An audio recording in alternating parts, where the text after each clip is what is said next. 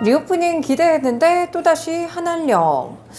네, 사실 리오프닝 종목들은 거의 근 7년간 정말 어려움을 겪는 것 같습니다. 가장 시발점이 일단 사드 배치 이후에 좀 계속됐었던 한한령인데요. 이후에는 코로나19가 이제 터지게 되면서 좀 지지부진한 주가 흐름을 이어왔고요. 이제는 중국도 어느 정도 풀리고 리오프닝이 다 재개가 됐을까 했더니 다시 한번 또 중국과의 관계가 좀 냉각되지 않을까 이런 우려감들이 나오고 있는 상황인 것 같습니다. 일단 최근에 중국과 우리나라의 분위기부터 함께 짚어볼까요? 네, 2016년, 17년 사드 보복 사태로 한한령이 한 7년 정도 이어졌습니다. 하지만 작년부터 이제 중국에서 한국 드라마랑 게임 쪽에서 일부 허가를 해주는 모습을 보여주면서 어느 정도 한한령이 해제되는 거 아니냐라는 기대감이 올라오고 있었거든요. 그리고 또 최근까지만 하더라도 이제 다가오는 6월에 우한에서 페스티벌이 열려요. 거기에 이제 현아 씨가 공연을 간다라는 소식이 전해지면서 정말 이제는 한한령이 해제가 되는 거 아니냐라는 기대감이 많이 올라왔습니다. 얼마 전에 일본에서 열렸던 G7 정상회의 이후에 갑자기 네이버의 중국 접속이 차단됐다라는 소식이 전해졌는데요. 물론 중국 쪽에서는 지금 이게 뭐 시스템의 문제인지 아니면 정말로 차단을 한 것인지 이 부분에 대해서 명확하게 이야기를 해주지는 않고 있습니다.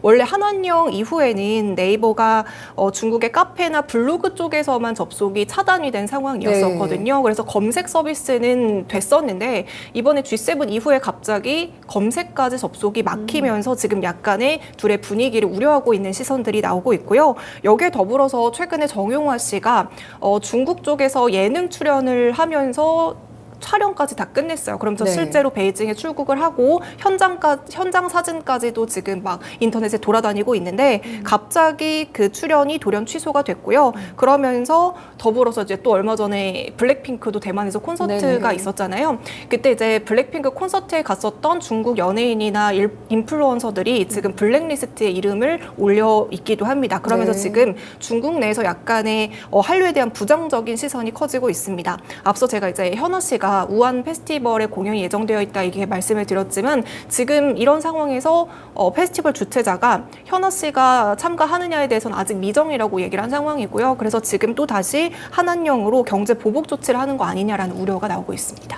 네, 정말 좀 불안불안한 상황들이 연속해서 나오고 있는 것 같은데요. 아무래도 이제 엔터주들 위주로 좀 체크를 해보면은 엔터 산업의 경우에는 이제 중국 시장도 워낙 넓게 공략을 하다 보니까 상당히 좀 메인 시장 중에 하나라고 볼 수가 있는데 지금 엔터주들이 사실 주가는 굉장히 많이 올랐잖아요. 리오프닝 가운데서는 거의 독보적으로 신고가 랠리를 좀 펼쳤던 것 같습니다. 이렇게 된다면 한한령으로 엔터주들도 좀 꺾이는 분위기가 나타날 수 있지 않을까요?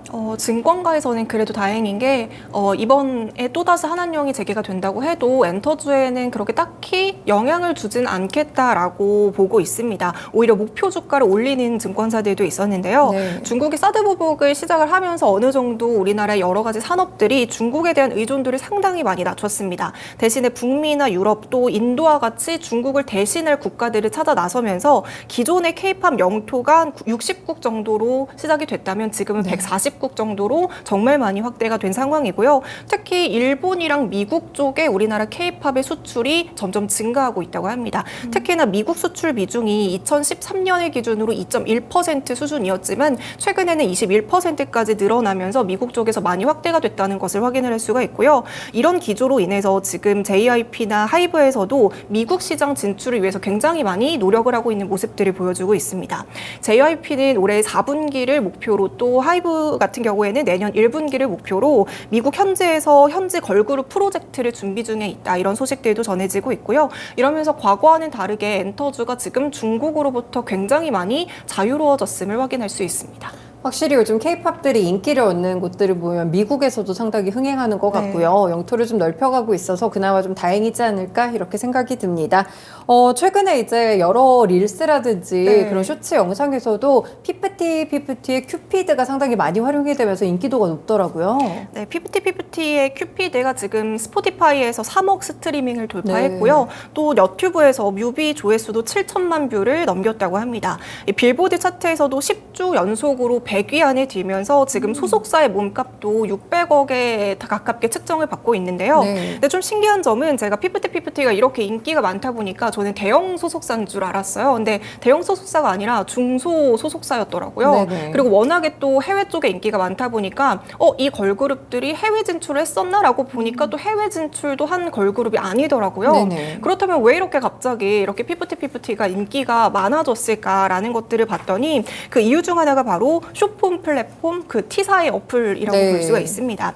피프티의 큐피드가 쇼폼 내에서 여러 가지 손동작을 하는 챌린지로 굉장히 유명해지면서 지금 같은 인기를 끌게 됐는데요. 아마 노래를 들어보시면 SNS 하시는 분들은 한 번쯤은 들어보셨을 굉장히 익숙한 노래이실 것 같은데요. 이 챌린지가 열풍이 불면서 지금 국내보다 해외 쪽에서 훨씬 더 빠르게 인기를 얻고 있는 상황입니다. 이처럼 K-팝이 좀 국경을 넘어서 이렇게 성장을 할 수 있었던 원동력 중에 하나가 또 쇼폼 플랫폼이라고 볼 수가 네. 있고요. 그러면서 또 재미있는 사실 중에 하나가 최근에 노래 트렌드도 아예 바뀌고 있다고 해요. 우리가 기존의 노래의 길이를 보면 한 3분에서 4분 정도가 그쵸. 일반적인 네. 노래 길이였는데 요즘에는 하도 사람들이 쇼폼이나 단기적으로 영상을 짧게 보는 트렌드가 커지게 되면서 노래 자체도 지금 3분 이내로 2분 쪽으로 나오는 노래들도 많아지고 있고요. 또 아예 구간을 좀 집중적으로 제작을 하거나 아예 챌린지를 할 수 있도록 브릿지 구간을 의도적으로 만들어서 제작하는 이런 음악 특화가 되게 좀 제작을 하는 트렌드가 반영이 됐다고 합니다. 이런 트렌드조차도 좀 경계가 없는 SNS 세상에서 K-팝의 영역을 확대시킬 수 있는 원인 중 하나라고 볼 수가 있고요. 이렇게 엔터주가 아무래도 K-팝 글로벌에 대한 침투력이 높아지면서 한한력에 대한 영향은 좀 제한적일 것이다. 네. 이렇게 증권가에서도 예상을 하고 있는 것 같고요. 그러면서 또 신기한 점이 한한령이다, 중국 쪽에서 혐한 감정이 돌고 있다라고는 하지만 지금 1월에서 4월 쪽에 K-팝에 대한 중국 수출을 보면은 전년 동기 대비 195% 정도 증가했고요. 네. 또 세븐틴이라는 그룹의 앨범을 공동 구매하는 그 구매 건수가 200만 장을 돌파했다고 합니다. 중국 쪽에서. 네. 그래서 한한령 이후 또 이제 G7 이후에 혐한 정서가 커지고는 있지만 그리고 또 이게 앞으로는 어떻게 변할지는 모르겠지만 일단 중국 팬들은 여전히 K-팝에 대해서 좀 인기와 관심을 가지고 있다. 이런 시선이 있습니다. 엔터주들은 그래도 어느 정도 이렇게 좀 중국에 대한 리스크에서 자유롭다라는 생각이 드는데 사실 중국 소비주하고 저희가 가장 먼저 떠올리는 것들이 화장품 종목들이 네. 아닐까 싶어요. 뷰티 쪽은 여전히 좀 안 좋은 것 같던데요. 네, 우리 지난 4월에도 이슈 읽어주기 시간에 이 부분에 대해서 이야기를 네. 잠깐 했던 적이 있어요. 그러면서 이번에 중국에서 리오프닝을 하면서 어느 정도 방한하는 중국인들이 늘어나면서 기대감이 올라오고 있고 또 딸공들에 대한 수수료도 정상화 과정을 밟고 있는 과정에서 면세점이라던가 화장품주들 굉장히 많은 기대를 하고 있다라고 말씀을 드렸지만요. 아직까지 중국 리오프닝에 따른 회복세는 굉장히 더딘 상황이고요. 물론 지금 한한령이 재발을 했다. 이건 아니지만 우려하는 분위기입니다. 그중에서도 또 뷰티 쪽은 중국 시장에 가장 크게 좌우되고 있기 때문에 좀 우려하는 시선이 큰데요. 뷰티 업계 역시 탈중국의 움직임을 보여주고는 있습니다만 네. 시장 규모상 완전히 탈중국을 하는 것은 굉장히 어려운 상황이고요. 특히 북미 쪽이나 다른 나라 쪽은 인종의 차이나 피부의 차이가 있습니다. 그쵸. 그렇기 때문에 뷰티 쪽이 다른 쪽으로 좀 눈을 돌리기에는 어느 정도 한계가 있다라는 점도 우리가 리스크로 생각을 해주셔야 될 것 같고요. 그래서 그동안 몇 년간 중국으로 인해서 이런 뷰티 업계가 크게 좌우되기는 했지만 여전히 해외 매출 쪽에서 절반 이상을 차지하고 있는 게 중국이기 때문에 중국의 영향을 받을 수밖에 없습니다. 특히 우리나라 기업 중에서 이제 중국의 매출이 높은 화장품 기업 두 기업이 아모레퍼시픽이랑 LG 네. 생활건강을 뽑을 수가 있잖아요. 네. 지금 아모레퍼시픽의 유럽 매출 비중이 1.2% 수준이고요. 북미 쪽이 6.9%입니다. 두 나라를 합쳐도 지금 10%가 넘지 않고 여전히 중국에 비해서는 굉장히 미미한 수준이기 때문에 매출에서도 이 부분을 확인을 할 수가 있어요. LG 생활건강 같은 경우에는 지금 1분기 영업이익이 16.9%로 중국 쪽의 매출이 두 자릿수대로 감소하면서 크게 영향을 받았고요. 아모레퍼시픽도 마찬가지로 중국 매출이 하락하면서 이번 영업이익이 52.3%나 감소했다고 합니다. 그래서 지금 두 기업의 주가 최근 차트를 보시면 완전히 우하향 곡선을 그리고 있는 걸 확인할 수 있습니다. 네, LG 생활건강이나 아모레퍼시픽 아무래도 이제 두 브랜드 모두 중국에 진출을 해서 고급화 전략을 한참 꾀하면서 나쁘지 않은 수익률을 가져왔던 것 같은데 지금은 상황이 다시 한번 좀 바뀌었습니다. 이런 고 브랜드들조차도 고가 브랜드들조차도 큰 수익을 내지 못하는 상황으로 전환이 되고 있고요. 이번 1분기 실적에서도 그 부분을 많이들 확인을 하셨을 것 같아요. 그런데 이렇게 대형주들은 그닥 좋지 않은 흐름들을 보여주고 있는데 뭐 일부 종목들 코스맥스라든지요. 이런 종목들은 꾸준하게 또 상승세를 이어가고 있더라고요. 좀 작은 화장품 브랜드들은 괜찮은가 봐요. 5월의 주가 등락률을 좀 보면 제가 앞서 소개드렸던 대형주인 LG생활건강이랑 아모레퍼시픽은 둘 다 20% 넘게 빠진 모습을 지금 확인을 할 수 있습니다. 네. 반면에 코스메카 코리아나 CNC 엔터내셔널은 50% 넘게 상승했다라는 것을 확인을 할 수가 있는데요. 이 밖에도 5월 동안 코스맥스는 7.9%가량의 상승률을 보여줬고요. 토니모리도 7.05% 상승하는 모습을 보여줬습니다. 지금 보시면 대형주랑 소형주랑 약간 엇갈린 모습을 보여주고 있다는 것을 확인을 할 수가 있는데요. 그 이유 중 하나는 중소형 화장품 기업들은 지금 국내 대표 화장품 소비 채널이라고 할 수 있는 올리브영에 대거 입점하면서 네. 여기서 수혜를 굉장히 많이 받고요. 동시에 중국 쪽은 약간의 비중을 줄여 나가면서 북미나 유럽, 일본 쪽에서 시장을 새롭게 개척하면서 이 부분에 대해서 수익성을 챙긴 것으로 보고 있습니다. 실적도 지금 코스메카 코리아는 영업이익이 무려 1,410배나 증가했고요. 네. 10%나 증가했고요. CNC 인터내셔널도 지금 158%나 증가했다라는 것을 확인을 할 수 있습니다. 그리고 지금 최근에 인디뷰티 브랜드들이 굉장히 많이 그쵸. 떠오르고 있잖아요. 네. 이런 부분들은 또 인디뷰티 브랜드가 자체적인 생산 시설이 없습니다. 그렇기 때문에 지금 ODM 업체에게 맡겨야 되는 상황인데요. 앞서 제가 말씀드렸던 코스맥스라던가 CNC 인터내셔널, 뭐 코스메카 코리아 모두 ODM 기업이기 때문에 인디 브랜드들은 이 업체들에게 의뢰를 할 수밖에 없는 상황인 거죠. 그래서 지금 이런 부분에 대해서도 실적 전망이 굉장히 긍정적이고요. 특히나 이제 코스메카 코리아는 올해 2023년 실적이 창사 이래로 최대 실적을 달성할 네. 것이다. 이렇게 전망이 있습니다. 더불어서 이번 주 목요일에 또 마녀 공장이라는 네. 이제 기업이 상장이 되는데요. 역시나 마녀공장도 화장품 기업입니다. 이 기업이 얼마 전에 수요 예측을 했었을 때 올해 최고 경쟁률을 기록했다. 이렇게 이제 수요 경쟁률이 어마어마하게 또 인기가 많아졌었는데요. 마녀공장도 똑같이 화장품 기업이지만 지금 전체 매출의 50% 이상이 또 해외에서 발생을 하고 있고 그 중에서 76%가 일본 쪽에서 나오고 있다고 해요. 그러면서 중국에 대한 시장 의존도가 굉장히 낮으면서 이 부분에 대해서도 또 굉장히 긍정적으로 보고 있고 이렇게 같은 화장품 업계지만 그 안에서도 중국이 중심이냐 아니냐로 약간 엇갈린 전망을 보여주고 있는 것 같습니다. 결국 산업들이 거의 비슷한 것 같아요. 중국 쪽의 산업 비중이 높았던 그런 종목들 위주로는 좀 주가가 지지부진했던 것 같고 그 외의 시장들을 잘 개척한 그런 종목들은 잘 가는 것 같습니다. 화장품도 좀 해당이 되는 그런 말일 것 같은데 그럼 이제 화장품까지도 체크를 해봤고 다음으로 게임 산업으로 넘어가 보겠습니다. 게임주들도 사실 중국의 그런 허가제도 이런 게 있어서 상당히 또 중요하잖아요. 게임주들은 좀 어떤가요? 실제로 이제 네이버에 접속이 차단이 되었다라고 이제 발표가 된 이후에 이제 KRX 게임 K 뉴딜 지수가 4거래일 동안 7% 넘게 하락을 했습니다. 이런 우려 때문에요. 중국은 아무래도 이제 세계 최대 게임 시장인데요. 사드 사태 전에는 그래도 우리가 매년마다 수십 개가 넘는 게임을 중국 쪽에다 수출을 한 상황이었었거든요. 하지만 사드 사태 이후에는 중국 내에서 아예 거의 이제 뭐 판호 발급이 중단되다시피 했습니다. 이후에 조금씩 하나 두 개씩 판호를 늘려주는 상황이었었긴 했는데요.